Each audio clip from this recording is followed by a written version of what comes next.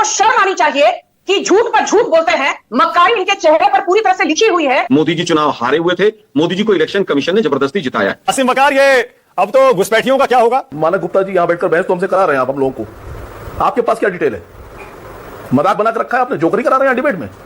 उसके बाद बहस कराइएगा, अपनी टीम को अपने पीछे बोलिए कि लिस्ट जारी करें। अरे सबके पास सरकार की देश की। अरे हम डिबेट नहीं सुनिए सर, सुनिए, डिबेट बंद कीजिए, डिब्बा लपेटिए, घर जाइए। क्या मजाक बनाकर रखा है? आप देश को गुमराह कर रहे हैं। डाटा वाटा आपके पास कुछ है नहीं, जानकारी कुछ आपके पास है नहीं, रिकॉर्ड कुछ आपके पास है नहीं। दुनिया में एक ऐसा देश बताइए, एक ऐसा देश बताइए पूरी दुनिया में जहां घुसपैठिए नहीं होते हैं।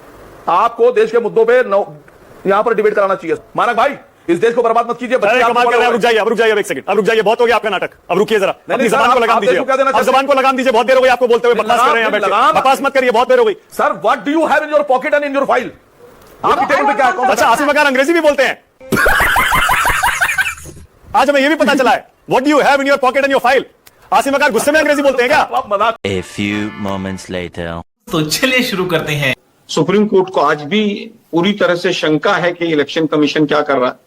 इलेक्शन कमीशन के वकील जो हैं वो खून के आंसू रो रहे हैं कि हमें कहां फंसा दिया यहाँ, क्योंकि वोट चोरी करते हैं मोदी जी और उनकी सरकार। बात तो सही है, जवाब देने पड़ते हैं वकीलों को। दुर्भाग्य यह है कि एसआईआर में मृतकों को तो जिंदा कर दिया और जिंदा को मृतक कर दिया। ये गड़बड़ है बाबा। आज जिस तरह से आपने कुरैशी साहब के बारे में भी बताया मानक जी, इसी तरह से तमाम जो पूर्व अधिकारी हैं, जो पूर्व इलेक्शन कमिश्नर है, तीनों ने तो आकर ओपनली कहा। बहुत ऐसे हैं जो पीछे से, पर्दे के पीछे से कह रहे हैं, सामने नहीं आ पा रहे हैं। दुर्भाग्य ये है कि ये सरकार पूरी तरह से वोट चोरी से बनी हुई है। सही पकड़े हैं। इलेक्शन कमीशन इनका बिजनेस पार्टनर है वोट चोरी करने में। चलिए आप इस पर बता दीजिए नवल किशोर, ये तेजस्वी यादव अकेले क्यों निकले हैं अपनी बिहार यात्रा लेकर? राहुल गांधी क्यों नहीं आए? बीजेपी कह रही है दोनों में सब कुछ ठीक ठाक नहीं है, मतभेद इतने गहरे हो गए हैं कि अपनी अपनी राह पर चल पड़े सब लोग। ये चुप है। असल में भारतीय जनता पार्टी को हर जगह भेद दिखता है, दुष्प्रचार करने में माहिर है, और वो चाहती है कि लड़ाई झगड़ा कराकर लोगों को अलग अलग करे ताकि वो अपना रोटी सेक सके।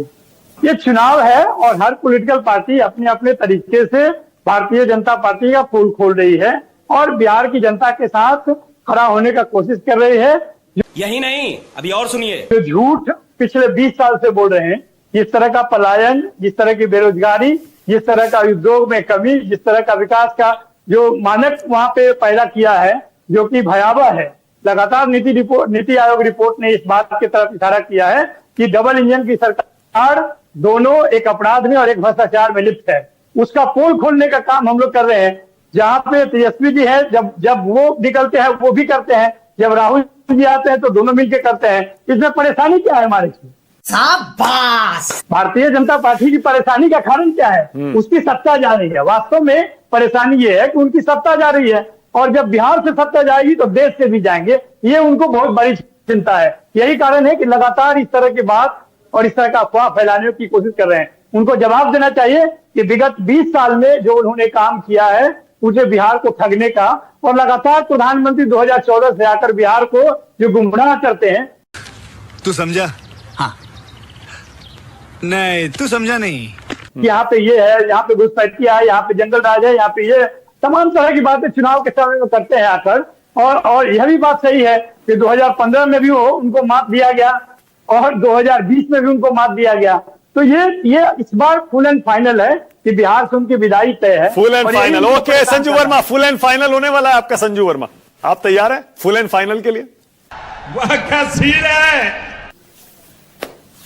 मानक जी, पहले तो जो कांग्रेस के प्रवक्ता यहां बैठे हैं, मुझे आश्चर्य होता है कि इन्होंने यहां तक कह दिया कि प्रधानमंत्री नरेंद्र मोदी वाराणसी से चुनाव हारे थे और आपने इनको टोका भी नहीं।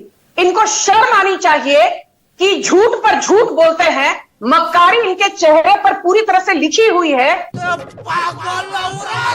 क्या बोल रही है? इनके पप्पू महाशय इनकी पार्टी के लिए महाराष्ट्र हार गए। आपने पर्सनल का मतलब क्या है? नहीं संजू ने, देखिए आप राजनीतिक बात करिए, पर्सनल नहीं, प्लीज नो पर्सनल कमेंट। नहीं पर्सनल नहीं। आप मुझे एक बात बताइए मानव गुप्ता जी, क्या प्रधानमंत्री वाराणसी से चुनाव हारे हैं? बिल्कुल नहीं हारे, जीते हैं। बैठकर बोलते हैं, जीते हैं, बिल्कुल जीते हैं।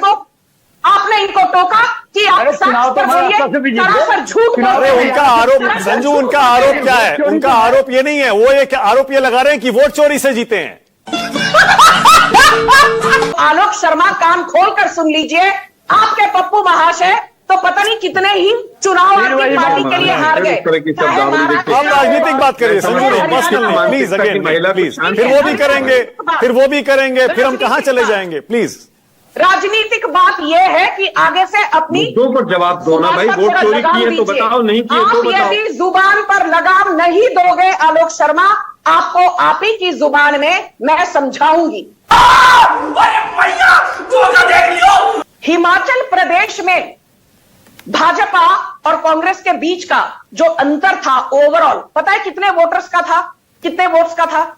सिर्फ 37,000 से बीजेपी हारी, कांग्रेस जीती। इतनी नैरो मार्जिन से हमने एक बार हिमाचल की जनता को अपमानित करते हुए ये नहीं कहा आपने कांग्रेस पार्टी को कैसे चुनाव में जिता दिया। हमने कहा भाई जनता जनार्दन है, जो जीता वही ठीक है, ओके आलोक शर्मा, आलोक शर्मा बोलिए। आलोक है शर्मा, कि Rahul Gandhi is a poor BJP के लूजर। प्रवक्ता सभी चंडीगढ़ मॉडल को भूल जाते हैं कि इनका अनिल मसीह वहां क्या करता हुआ पकड़ा गया था। दुर्भाग्य यह है कि कर्नाटक में एक ही विधानसभा के ऊपर हमने काम किया और एक ही विधानसभा में 1,02,500 वोट फर्जी पाए गए। उसके ऊपर इलेक्शन कमीशन कोई जवाब नहीं देता है। एक वहां पर आलंदा करके एक और सीट है, वहां पर हमने काम किया तो तुरंत वहां के जितने सीक्रेट डॉक्यूमेंट्स थे उनको सबको इलेक्शन कमीशन ने वहां से हटा दिया।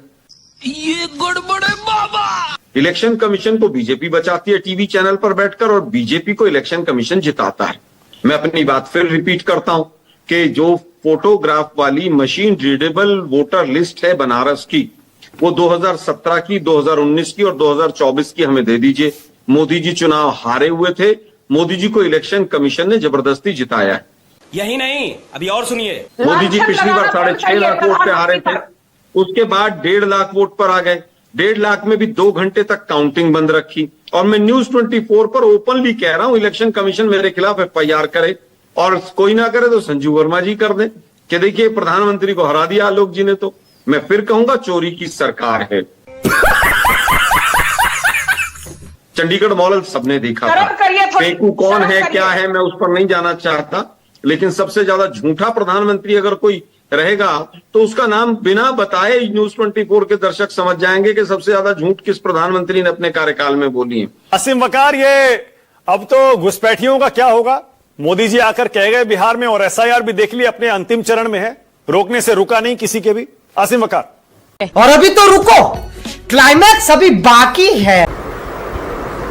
2014 में बनी थी सरकार और मोदी जी प्रधानमंत्री बने थे। 25 आ गया साहब, और नीतीश कुमार जी और भारतीय जनता पार्टी की सरकार कितने दिन से चल रही है, कई साल से चल रही है, आप लोग को पता है। तो पिछले जो कार्यकाल रहे हैं केंद्र सरकार के और बिहार सरकार के, उनमें बताइए कितने लोगों को आपने डिपोर्ट किया है, सही पकड़े हैं, कितने लोगों की शिनाख्त की है, कितने लोगों को जेल में डाला है आपने विदेशी घुसपैठियों के नाम पर। मुझे एक लिस्ट जारी कीजिए आप। मानक गुप्ता जी यहां बैठकर बहस तो हमसे करा रहे हैं आप, हम लोगों को, आपके पास क्या डिटेल है? मजाक बना कर रखा है आपने, जोकरी करा रहे हैं डिबेट में।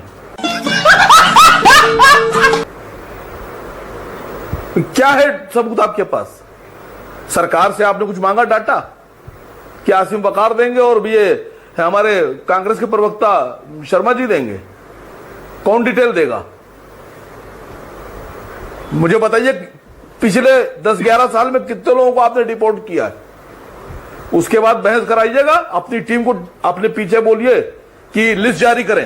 अरे सबके पास सरकार की, बिहार की और देश की। अरे हम तो डिबेट नहीं सुनिए सर, सुनिए, डिबेट बंद कीजिए, डिब्बा लपेटिए और घर जाइए। शाबाश। क्या मजाक बनाकर रखा है? आप देश को गुमराह कर रहे हैं। डाटा वाटा आपके पास कुछ है नहीं, जानकारी कुछ आपके पास है नहीं, रिकॉर्ड कुछ आपके पास है नहीं, दस्तावेज आपके पास कुछ है नहीं। यहां बैठकर खाली आप मजाक कर रहे हैं। डेटा देना चाहती यहाँ मजाक हो रहा है? क्या समझते हैं आप? ये आपको मजाक दिखाई दे रहा है आसिम वकार? यहाँ जोकरी हो रही है, यहाँ सर्कस चल रहा है। नहीं, कहां है डिटेल? आप सर्कस में हिस्सा लेने आए हैं?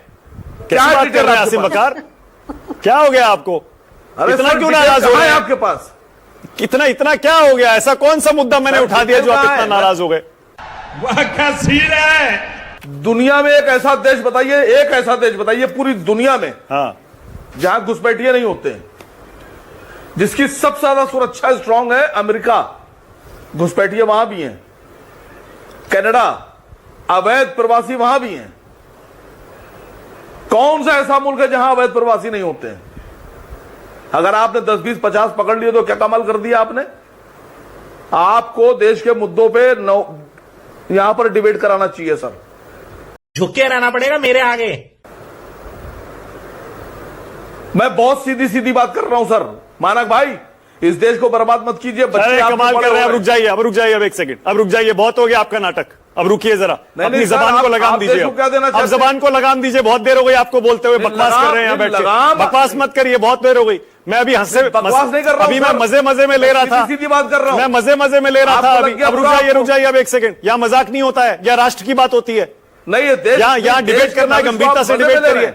और यहाँ पर जनता के मुद्दे उठाए जाते हैं। आसिम बकार, एक मिनट। यहाँ राष्ट्र के मुद्दे उठते हैं।